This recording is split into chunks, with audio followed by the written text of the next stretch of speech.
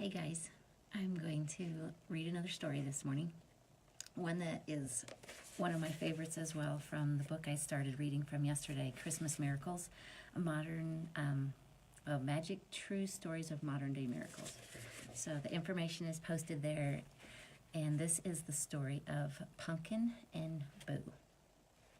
This is a Christmas fairy tale with two good little girls and their sweet little kittens, helpful strangers, and even a miracle or two. But in fact, it is not a fairy tale. It is all real, and it did happen in Charlotte, North Carolina in the winter of 1988. My two young daughters, Lori and Ellen, who are very big now, but who were then mere lasses of 8 and 9, lived with their two kittens, Punkin and Boo, in our neat little house in the suburbs of Charlotte. The girls loved their kittens dearly and were hardly ever parted from them. Every night they tucked their kitties in bed next to them, singing lullabies to soothe their kitty nightmares and stroking them to keep their coats soft and shiny. Like Lori and Ellen, Punkin and Boo were siblings, a brother and sister from the same neighborhood litter. Punkin, as you might imagine from his name, was orange, and Boo was a loving black kitten with a white dot on her nose, as though it had been dipped in sweet cream.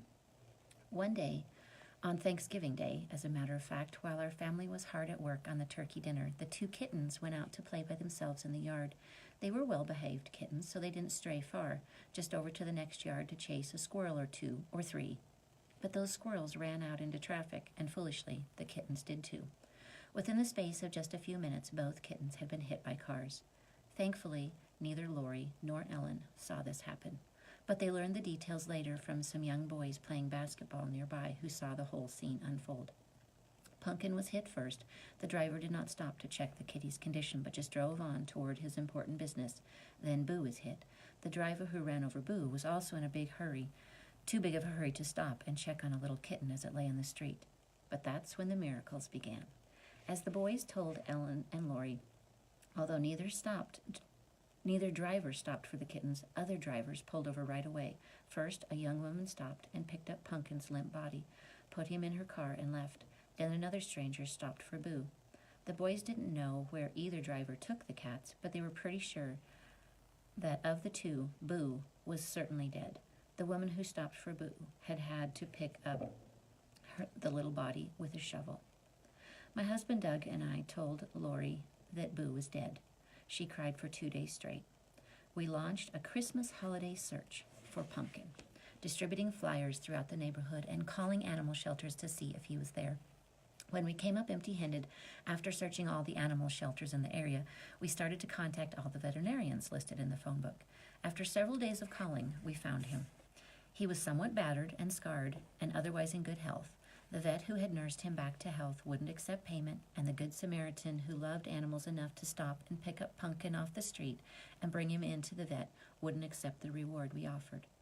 And so, from then on, Punkin would be the family cat, shared equally by the two girls now that Boo was gone.